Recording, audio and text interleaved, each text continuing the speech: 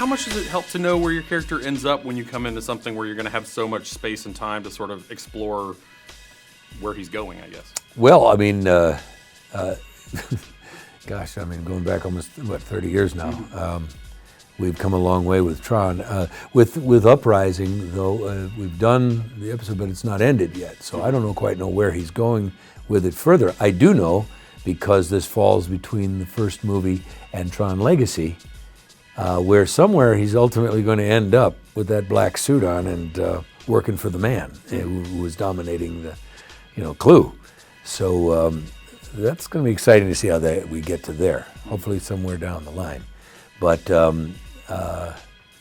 it's been an amazing ride with this character, and every new incarnation, it's still Tron, but it's a new format. You know what I'm saying? The original movie, then I did a Kingdom Hearts game. I think Tron 2.0. I did a number of the video games. They're a different thing. Then Legacy does come along, much to my surprise. I totally wrote this off years ago, going, rumor, innuendo. There's no reality to it. Well, apparently there was, and then it went away too.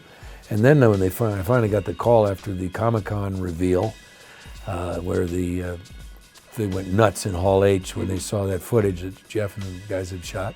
And then I get a call, would you want to be in the picture? Oh my God, I mean, who would have said no? First of all, it's my character. I created that character. Well, Steve Lisberger, and we all created that character. So I sure as heck didn't want to see somebody else go into that. And I was fascinated with where they took these characters now, these many years later. We have flashbacks, and now we're into a sort of this, we flash back, but it's before the flashback. Or is it before? It's after the flashback. I'm sorry, I get even confused.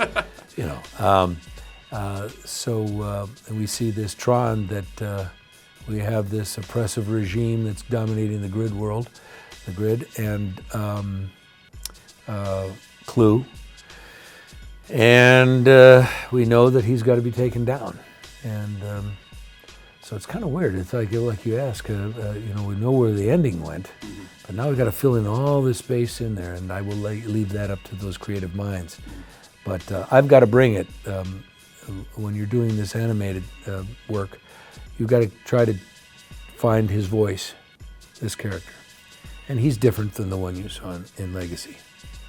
Well, the character is so sort of monolithic, and because he is the embodiment of sort of heroism and all these sort of qualities through the entire series, how much work do you have to do to sort of, to develop him, to keep him interesting? I mean, was he always interesting, and so just no matter when you plug him in, he stays interesting, or does the story have to change? The story has to drive that, certainly, but Tron has certain things that he's never going to be Flynn.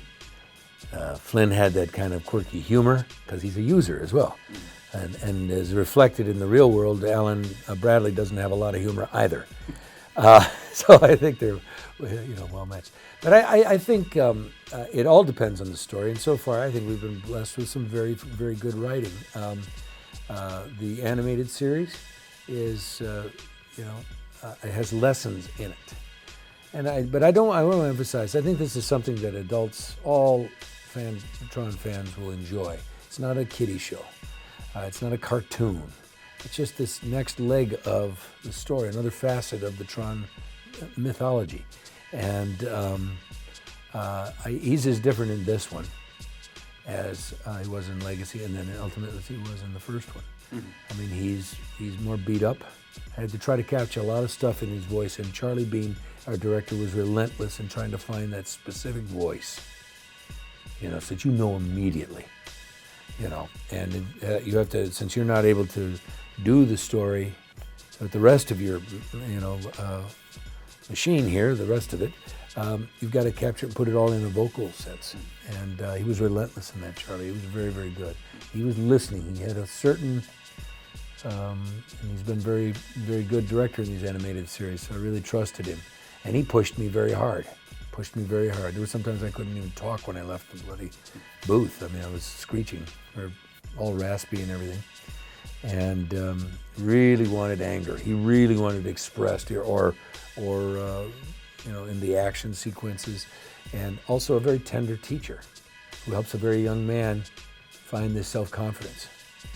So they had to play both, and they have both of those qualities. And but an older, wiser, wizened Tron is in this one, you know, Gotcha. the sensei.